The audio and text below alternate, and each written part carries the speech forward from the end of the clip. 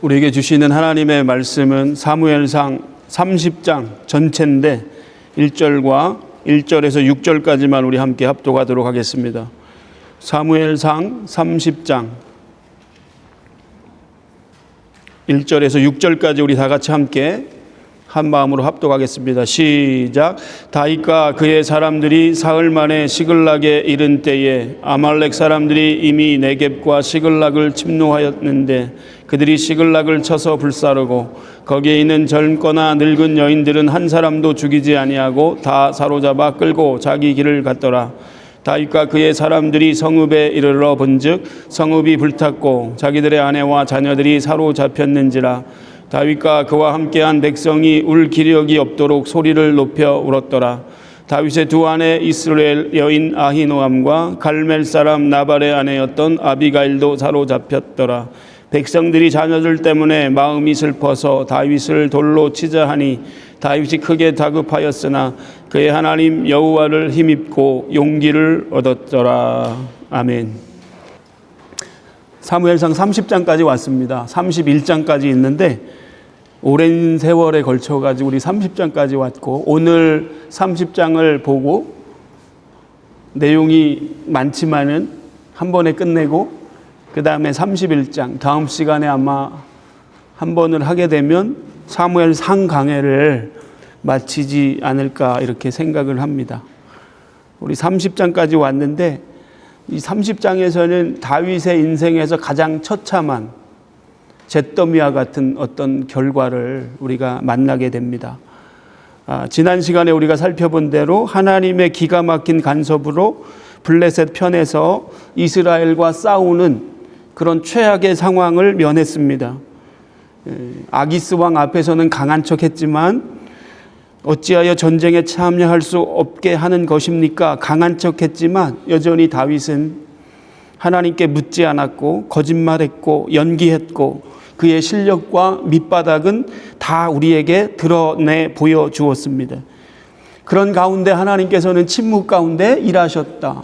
생각지도 못했던 블레셋 리더들의 분노를 통해서 그 싸움에 참여하지 않도록 하나님이 개입하시고 간섭해 주셨다는 것을 우리가 보게 됩니다. 만일 이 전쟁에 다윗이 참여했다면 그의 인생에서 가장 큰 실책, 가장 큰 과오를 범하게 될 것입니다. 자, 이 모든 위기의 상황을 다 지나고 통과하고 전쟁터에서 지친 몸으로 시글락, 자기가 사는 곳으로 돌아왔습니다. 근데 오늘 본문은 여기서부터 시작됩니다. 여러분, 이 시글락 어떤 곳이죠? 들어가면 안 되는 곳이었습니다.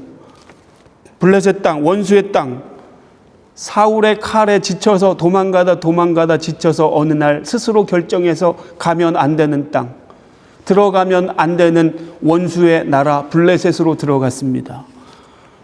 짧은 생각으로 쉽게 들어간 블레셋 땅, 거기에 시글락은 아기스 왕이 임시로 살 수 있도록 준 성읍이었습니다. 이제 전쟁에 참가하지 않아도 된다는, 이제 숨을 돌리는 그런 상황에서 잠시 사이를 비운 그 사이에 누가 쳐들어왔다고 오늘 성경이 말씀하고 있습니까? 아말렉 군대가 공격을 해가지고 이 시글락이 완전히 잿더미가 되었습니다. 집을 다 태웠습니다. 모든 땅 황폐하게 만들었고 재산, 집 모든 거 다 태워버렸습니다. 무엇보다도 가장 심각한 것은 그의 사랑하는 아내와 자녀들을 포로로 볼모로 잡고 사로잡혀 갔다. 오늘 성경에 그렇게 말씀하고 있습니다. 우리 한번 4절을 보겠습니다. 4절. 다윗과 그와 함께한 백성이 울 기력이 없도록 소리를 높여 울었더라. 자, 이스라엘과 이 전면전에서 참여하지 안 되는 한숨 돌리는 마음을 가지고 돌아왔는데 완전 성읍이 다 초토화가 된 것입니다. 모든 젊은 자나 늙은 자, 모든 여자들과 아이들을 다 포로로 끌고 아말렉 군대가 다 데리고 갔다라고 말씀하고 있어요. 4절에 보니까 그와 함께한 백성이 울 기력이 없도록 소리를 높여 울었다. 여러분, 우리가 인생을 살다 보면은 울 기력이 없는 것 같은 그런 순간이 옵니다. 최선을 다해서 인생을 살았지만 결과는 파산이고 가정이 무너지고 믿었던 사람들에게 배신을 당하는 때가 있습니다. 심지어 더 충격적인 상황은 뭐예요? 6절입니다. 백성들이 자녀들 때문에 마음이 슬퍼서 다윗을 돌로 치자. 이게 말도 안 되는 상황들이 벌어집니다. 자기 가족들이 이상이 생기니까, 문제가 생기니까, 자녀와 아내가 다 포로로 끌려가니까 리더십을 가지고 있었던 다윗에게 돌을 들어서 치려고 한다. 다윗 입장에서는 인생의 최고의 위기를 만났습니다. 여러분, 어떻게 이런 일이 일어날 수 있겠습니까? 그들과 함께한 600명의 군사는 그들이 가장 어렵고 힘들 때 다윗이 도왔던 사람들이에요. 근데 자기 인생에 문제가 이렇게 딱 발생하니까 자기를 그렇게 도와주었던 다윗을 이제는 돌을 들어 치려고 하는 이런 상황을 만나게 됩니다. 여러분, 이것이 세상이고, 세상은 좋을 때는 형제 같다가도 내 이익에 침해를 당하면 가장 무서운 적이 되는 거, 이게 세상의 원리입니다. 저는 오늘 이 다윗의 위기를 보면서 들어가면 안 되는 시글락이라고 하는 그 땅, 블레셋 땅, 원수의 땅으로 들어간 마지막 모습, 결과를 보게 되는 거예요. 우리가 하나님의 말씀에 불순종해서 내가 짧은 생각으로 스스로 결정해서 가면 안 되는 그 시글락 땅으로 들어가서 마지막 결과를 우리가 오늘 보는 것입니다. 우리의 인생에 이럴 때가 얼마나 많이 있어요. 하나님의 말씀대로 우리가 살아야 하지만 내 생각대로 하나님께 묻지 않고 내 편한 대로 결정하고 선택할 때 우리가 이렇게 시글락 같은 가장 인생의 처절한 순간을 만날 때가 있다는 사실입니다. 다윗의 오늘 이 모습은 스스로 잘못된 결정을 한 마지막 그림이라고 저는 생각합니다. 그럼에도 불구하고 우리 하나님께서는 긍휼을 베푸시고 다윗에게 이러한 위기의 상황 가운데 함께 하셨고, 다윗은 비로소 이 사건을 통해서 하나님을 바라보게 된다는 사실을 깨닫는 것입니다.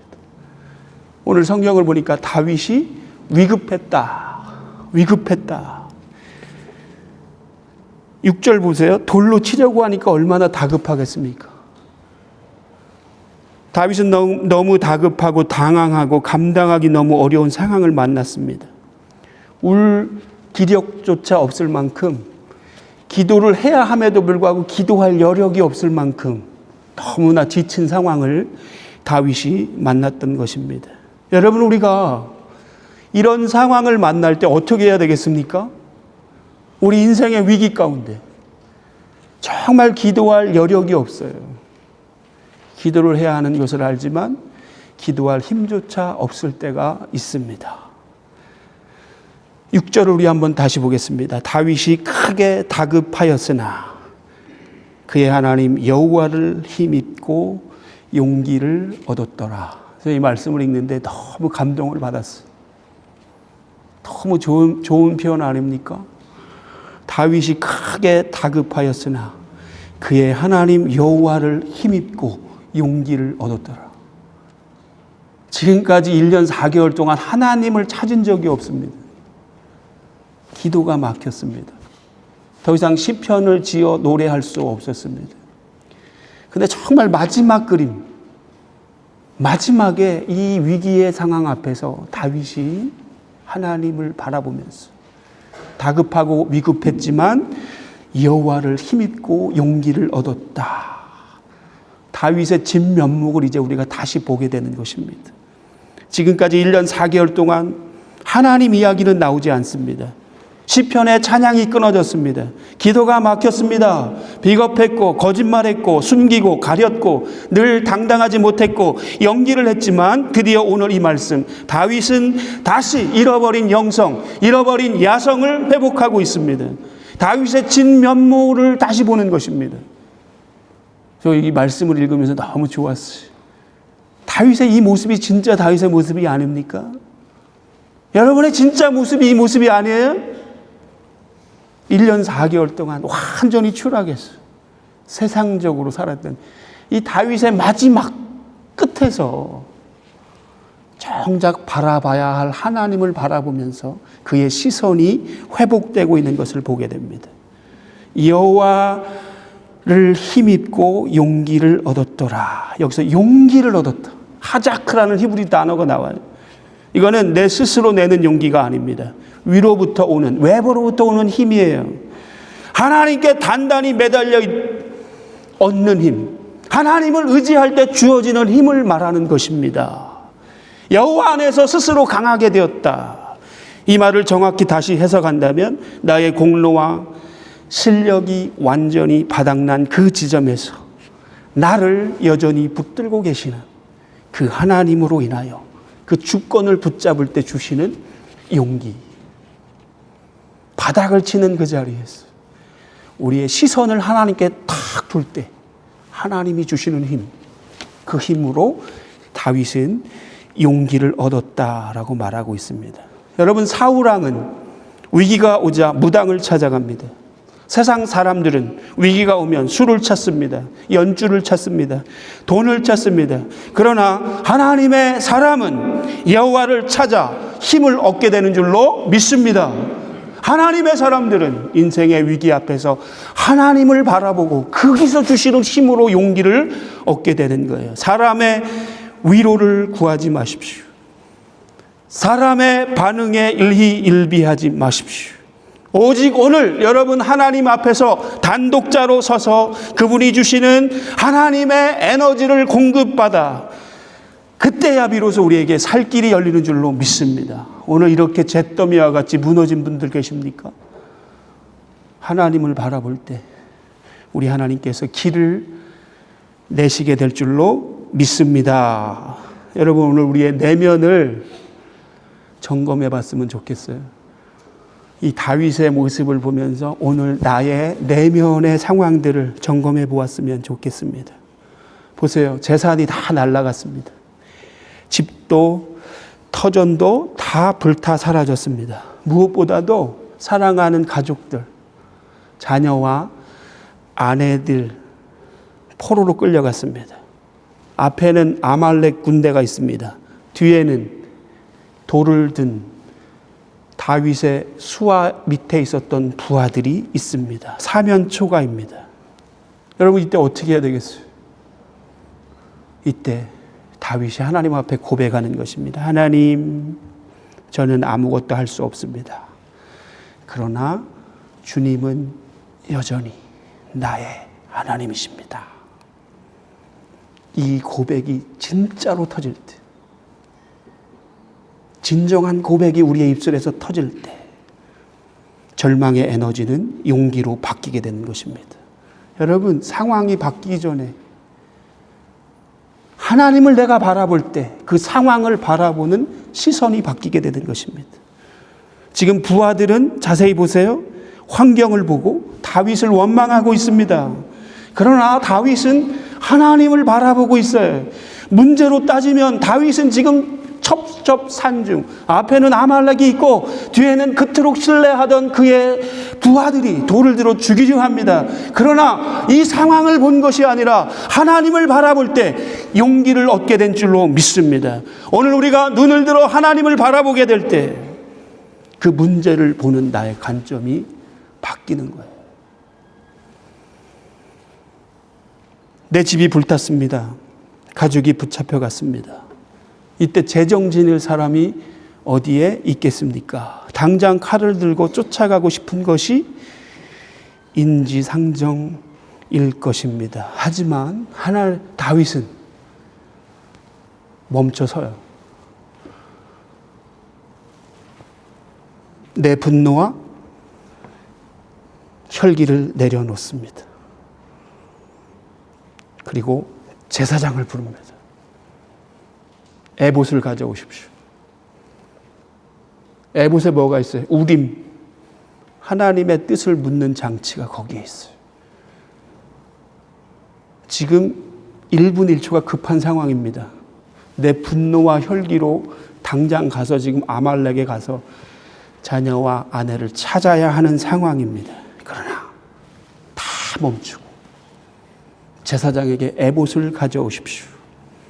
하나님의 뜻을 먼저 묻고 있는 내용이 나와요. 우리 7절을 보겠습니다.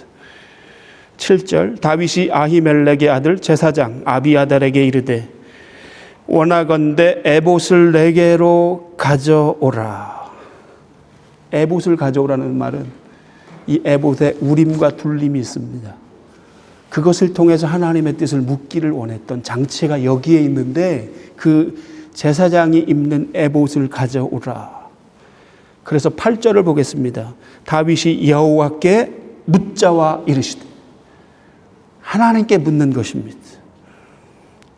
이전에 이런 모습이 하나도 없었어요. 그러나 그가 하나님을 바라보았을 때 하나님이 주시는 용기를 가지고 이제는 하나님께 먼저 묻는 내용이 나와요. 하나님께 묻습니다. 하나님, 이 군대를 추격하면 따라잡을 수 있겠습니까? 그때 하나님께서 말씀하십니다. 쫓아가라. 반드시 도로 찾게 될 것이다. 여러분, 이것이 영적인 실력입니다. 급할수록 여러분 우리가 기도의 자리로 나가야 하고 급할수록 우리가 무릎을 꿇어야 할 줄로 믿습니다. 가장 먼저 하나님 앞에 물어봐야 하는 것입니다. 내 분노와 내 혈기가 기도의 속도를 앞지르면 반드시 사고가 나게 돼 있어요. 다윗이 왜 블레셋 원수의 땅으로 들어갔습니까? 기도보다 생각이 앞섰습니다. 그러나 오늘 다윗은 회복되고 있는 것입니다. 이 절박한 위기의 상황, 너무나 급한 상황, 분초를 낮추어서 이 분노로 말하면, 이 감정으로 말하면 빨리 가서 아말렉을 쳐 부수고 구원해야 되는 거 아니에요? 그러나 여러분, 하나님 앞에 먼저 나가서 묻는 것입니다. 쫓아가라. 반드시 도로 찾으리라. 우리 8절을 보겠습니다. 다윗이 여호와께 묻자와 이르되 내가 이 군대를 추격하면 따라잡겠나이까 하니 여호와께서 그에게 대답하시되 그를 쫓아가라. 내가 반드시 따라잡고 도로 찾으리라. 아멘. 도로 찾으리라. 자, 이 응답을 받았잖아요. 다윗이 바로 아말렉을 향해서 추격을 시작합니다. 어디로 가요, 근데? 아말렉이 사는 동네로 가기는 가지만 어떻게 가야 하는지는 하나님이 말씀하지 않았어요. 오늘 성경을 자세히 보면 이미 사흘 전에 그들이 초토화시키고 사흘길을 먼저 떠났습니다. 광야는 너무나 넓고 그들의 흔적은 사라졌습니다. 다윗은 일단 이 하나님의 약속의 말씀을 받고 아말렉 진영으로 가는 것입니다. 그냥 걷는 거예요, 여러분. 이 말씀을 붙들고 걸어가는 것입니다. 갈 때 길이 생기는 것입니다. 거기서 여러분 생각하지도 못한 사람을 만나게 되는 것입니다. 길가에 버려진 애굽 소년이 있었어요. 그냥 얼마든지 지나칠 수 있지만 병든 소년이었습니다. 다윗은 그 병든 애굽 소년을 아주 극진하게 돌봐줍니다. 이해가 되지 않아요. 지금 빨리 가서 하루라도 한시라도 빨리 가는 게 이 일을 이루는 가장 현명한 방법이 아닐까요? 근데 지나가다 우연히 만난 애굽 소년을 만납니다. 보니까 거의 다 죽게 된 것입니다. 그에게 하나님의 긍휼의 마음으로 그를 돌봐주는 내용이 나옵니다. 11절 볼까요? 무리가 들에서 애굽 사람 하나를 만나 그를 다윗에게로 데려다가 떡을 주어 먹게 하며 물을 마시게 하고, 떡을 주고 물을 마시면서 기력을 회복할 수 있도록 도와주었고, 우리 12절 보겠습니다. 그에게 무화과 뭉치에서 뗀 덩이 하나와 건포도 2송이를 주었으니 그가 밤낮 사흘 동안 떡도 먹지 못하였고 물도 마시지 못하였음이라. 지나가다 우연히 만난 애굽 소년을 아주 극진하게 하나님의 마음으로 긍휼을 그들을 돌봐주고 떡을 주고 물을 주고 과일을 주면서 그의 원기를 회복시켜주는 모습을 우리가 보게 됩니다. 세상적인 기준으로 볼 때 효율성이 너무 떨어지는 일입니다. 이야기를 하다 보니까 이 소년이 아말렉 주인에게 버림을 받은 소년이었어요. 병이 드니까 쓸모없으니 이제는 버린. 그래서 이렇게 죽게 된 상황을 만난 것인데 다행히 다윗을 만나서 이 소년이 살게 되었던 것입니다. 근데 놀라운 게 뭔지 아세요? 소년과 이야기를 하면서 소년을 통해서 그 모든 정보를 다 얻게 되는 것입니다. 어디로 가야 할지 몰랐어요. 아말렉 어디 가서 지금 이 사람들을 찾고 우리 가족을 구할 수 있는지 아무 방법이 없었는데 이 소년이 아말렉 적진에 대해서 모든 것을 다 알고 있는 소년이었습니다. 아지트가 어디고 대장이 사는 집이 어디고 그들이 지금 어디에 머물고 있는지 이 소년이 너무나 잘 알았던 것입니다. 그래서 이 소년은 다윗을 가이드해 주는 역할을 하게 되는 모습을 우리가 보게 됩니다. 사랑하는 성도 여러분, 우리가 고난 중에 보여주는 작은 자를 향한 긍휼, 그 긍휼을 하나님이 보시는 거예요. 여러분이 오늘 어려움 가운데 계세요? 내쿠가 석자인 분들이 계십니까? 그러나 그런 상황 가운데서도 하나님의 마음으로 이 소년과 같은 불쌍한 한 영혼을 하나님의 마음으로 섬기고 품는 하나님의 긍휼의 마음으로 섬기는 그 사람. 여러분 고난 가운데 계세요? 이런 어려움 가운데 계십니까? 인생의 문제가 잘 풀리지 않습니까? 그럴 때일수록 주변에 어려운 사람들을 더 많이 돌봐주시기를 바랍니다. 내가 누군가를 살릴 때 하나님께서는 그 사람을 통해 내 문제를 해결하는 통로를 여시는 줄로 믿습니다. 우연치고는 너무나 필연적으로 만나게 하신 이 소년을 통해서 하나님께서는 길을 인도해 가시는 것입니다. 기적은 항상 예수님께서 긍휼히 여기는 마음을 가지실 때 일어났어요. 오늘도 여러분이 누군가를 바라보면서 하나님의 마음으로 긍휼히 여기는 마음을 가지고 그를 도울 때 거기에 기적이 일어나게 되는 줄로 믿습니다. 오늘 이 소년 버려진 소년이에요.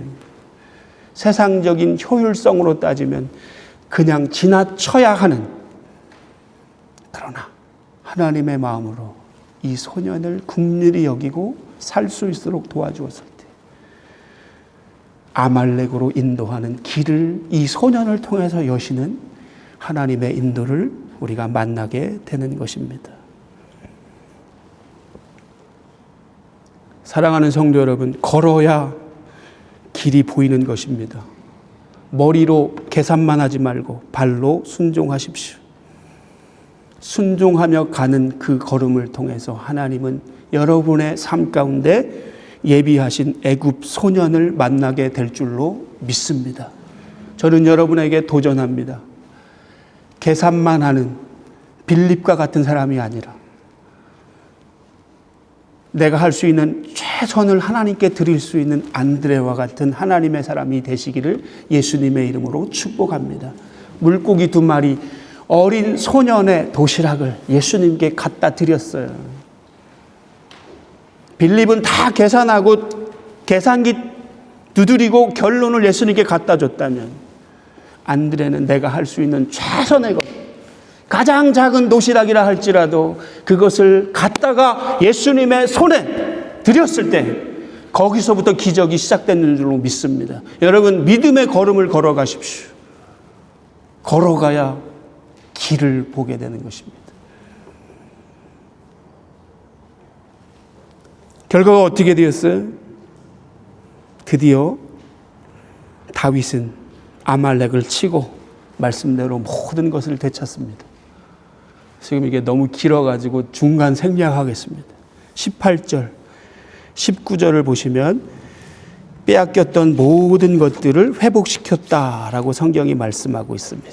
다윗이 아말렉 사람들이 빼앗아갔던 모든 것을 도로 찾고 그의 2 아내를 구원하였고 19절 그들이 약탈하였던 것 곧 무리의 자녀들이나 빼앗겼던 것은 작은 것을 막론하고 아무것도 잃은 것이 없이 모두 다윗이 도로 찾았고. 다 도로 찾았어요. 기적이죠, 기적. 그리고 전리품을 취해서 기쁨으로 돌아옵니다. 마지막으로 하나 살펴볼 것이 있습니다. 근데 문제가 생깁니다.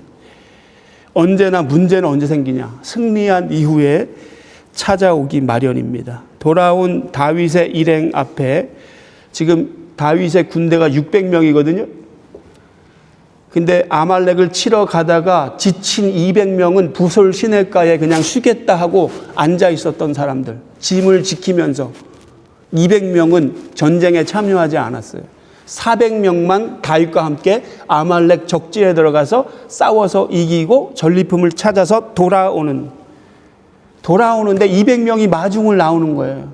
얼마나 서로 기뻐서 이제 이겼구나. 가족들 만나러 다 200명이 배웅을 하는데 400명 중에 많은 사람들이 이야기하는 것입니다. 22절에 다윗과 함께 갔던 자들 가운데 악한 자와 불량배들이 다 이르되 그들이 우리와 함께 가지 아니하였은즉 우리가 도로 찾은 물건은 무엇이든지 그들에게 주지 말고 각자의 처자만 데리고 떠나가게 하라 하는지라. 400명이 돌아오는데 200명을 만났어요. 200명이 너무 좋아서 환영하고 기뻐하는데 400명 중에 여기 악한 자와 불량배들, 그들이 말하는 것입니다. 우리가 전쟁에 싸워서 우리가 승리했기 때문에 저 200명에게는 그냥 가족들만 돌려보내고 전리품은 주지 맙시다. 이게 세상의 논리죠. 세상의 방식입니다. 기여한 만큼 가져가는 것이 당연해 보입니다. 그러나 여러분, 다윗은 그들의 이 논리를 단호하게 거부하는 모습이 23절에 나오고 있습니다. 다윗이 이르되 나의 형제들아 여호와께서 우리를 보호하시고 우리를 치러 온 군대를 우리 손에 넘기셨은즉 그가 우리에게 주신 것을 너희가 이같이 못하리라. 이 모든 승리와 이 모든 전리품은 하나님의 은혜로 우리에게 주어진 것인데 어찌 우리가 이것을 우리 것처럼 말하면서 이 전리품을 우리만 가질 수 있겠느냐 이렇게 말하고 있는 것입니다. 24절 보면 전쟁에 내려갔던 자의 분깃이나 소유물 곁에 머물렀던 자의 분깃이 동일할지니라고 선언하고 있습니다. 다윗은 전리품을 자기들의 전유물로 생각하는 부하들에게 이 승리의 주인이 하나님이신 것을 상기시켜주는 내용이 나오고 있는 것입니다. 이 모든 승리와 이 모든 전리품이 하나님의 은혜로 우리에게 주어진 것이다. 우리가 잘 싸워서 얻은 것이라면 내 마음대로 나눌 권리가 있겠지만 하나님이 거저 주신 선물이라면 우리에게는 나눌 의무만 있을 뿐입니다. 이 선언을 다윗이 하고 있는 것입니다. 사랑하는 성도 여러분, 오늘 우리가 누리는 것, 우리의 성공, 우리의 소유, 축복, 직분, 이게 내 능력 덕분이라고 생각할 때 우리에게 교만이 나오게 되고 차별이 생기게 되는 것입니다. 이 400명 입장에서 한번 생각해 볼까요? 우리가 가서 싸웠기 때문에 이 200명보다는 우리가 더 많은 전리품을 취해야 하는 것이 맞는 거 아닙니까? 여러분, 이것은 지극히 세상적 논리예요. 정말 이 싸움의 승패가 하나님의 손에 있다고 말하는 사람이라면 이렇게 말할 수 없는 것입니다. 다윗이 그들을 향하여 말하는 것입니다. 우리의 전쟁에 승리를 주신 분이 하나님이고 이 모든 전리품을 허락하신 분이 하나님이시기 때문에 이것은 우리가 주장할 것이 아니라 서로 나누는 것이 마땅합니다. 우리가 은혜로 구원을 받고 은혜로 하나님의 사람이 되었고 은혜로 성공했고 소유했고 성취했고 하나님이 은혜로 우리가 직분을 받았다면 주장할 수 없는 거예요. 차별할 수 없는 것입니다. 모든 것이 하나님의 은혜로 된 것이기 때문에 그렇습니다. 우리에게는 나눌 의무만 있는 것입니다. 다윗은 철저하게 알았던 것입니다. 우리가 승리한 것은 우리의 칼날이 날카로워서 이긴 것이 아니라 이 모든 승리, 소유한 모든 전리품이 하나님의 은혜로 거저 주신 선물이라는 사실을 너무나 잘 알았던 것입니다. 내가 잘나서 성공했다고 생각하면 남을 무시하게 되는 거예요. 차별하게 되는 것입니다. 자기 공로와 자기 의를 드러낼 수밖에 없는 것입니다. 그러나 모든 것이 하나님의 은혜로 된 것이라면 뒤처진 형제를 돌보게 되는 것입니다. 다윗은 이 은혜의 법칙을 25절에 보면 이것을 이스라엘의 규례와 율례로 삼습니다. 그리고 오늘날까지 이르렀다. 그리고 이 전리품을 모든 지파의 장로들에게 다 보내서 나누는 내용이 나오고 있습니다. 말씀을 마치겠습니다. 이것이 사울 왕국과 다윗 왕국의 차이점이에요. 이것이 하나님의 나라의 원리입니다. 여러분, 다급한 일을 해결하고 승리하셨습니까? 그 공로를 가로채지 마십시오. 하나님이 하셨습니다라고 고백하며 지쳐있는 주변 사람들과 그 기쁨을 나누십시오. 그때 여러분, 하나님께서는 그런 사람들을 통해서 은혜가 흐르도록 복을 더하여 주실 줄로 믿습니다. 오늘 말씀을 정리하겠습니다. 사람을 두려워 말고 하나님을 힘 입으십시오. 다윗이 하나님을 바라보고 힘을 얻어 용기를 얻었던 것처럼 오늘 여러분 어떤 문제와 상황 속에서 하나님을 바라보아 하나님이 주시는 힘으로 용기를 얻는 여러분이 되십시오. 분노보다 기도를 앞세우십시오. 당장 가서 처리해도 모자랄 판에 다윗은 모든 스텝을 중단하고 하나님께 먼저 묻습니다. 분노보다 기도를 앞세우십시오. 지쳐있는 옆 사람의 손을 먼저 잡아 주십시오. 갈 길이 그렇게 바쁘고 분초를 다투는 상황이지만 그러나 지나가다가 그냥 지나실 수 있지만 하나님의 긍휼의 마음으로 이 소년을 돌봤을 때 그 소년을 통해서 하나님은 다윗의 길을 인도하세요. 지쳐있는 옆 사람의 손을 잡아주십시오.